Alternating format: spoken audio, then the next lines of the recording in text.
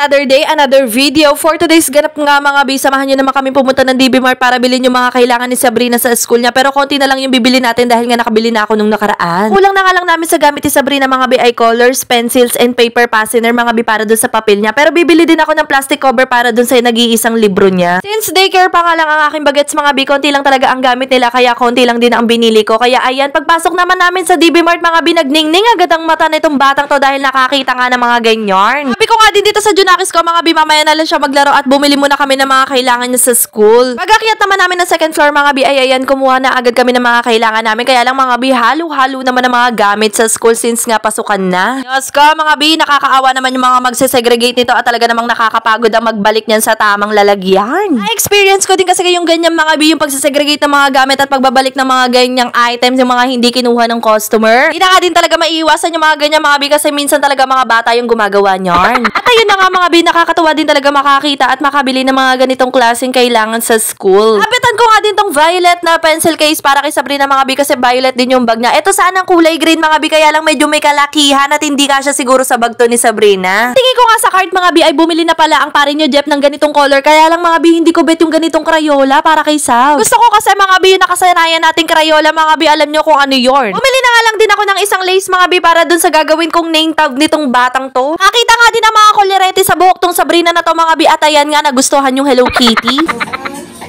Ganda.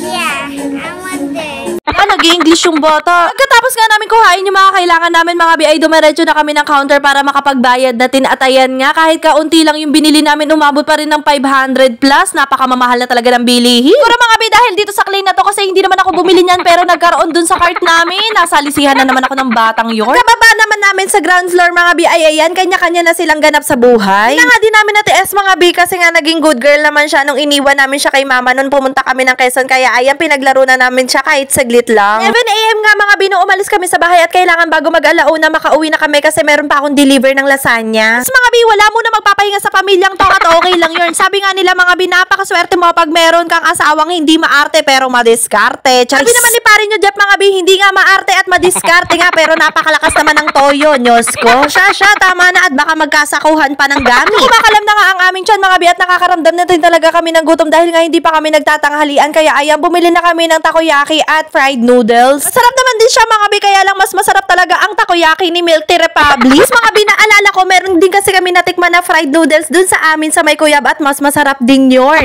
Diba? Sino ka dyan? Mami mo, Mikay, proud ka dahil taga Kuyab ka? Kasi mga bi, seryoso, mas masarap talaga ang takoyaki at fried noodles pag bagong luto. Bago ko pa makalimutan mga bi, ay may nagtanong nga sa akin at galing ito kay babaeng plastikada. Ito nga ang tanong niya mga bi at marami na din talagang nagtatanong sa akin nito kung saan ba daw ako nag-upload, kung sa Reels po ba or sa FB. Ngayon po kasi mga bi, parehas po ako nag-upload sa wall at saka sa Reels. Sa Reels po kasi mga bi, ito po yung mga shorter video at dun naman po sa wall, ayun naman po yung mga longer video. Una talaga mga bi, ang mga video ko ay puro lang short video, kaya lang mga bi, kalaunan ay natutunan ko na din mag-upload ng mga longers video. Yun lang muna for today's video. Maraming salamat po sa panonood. God bless!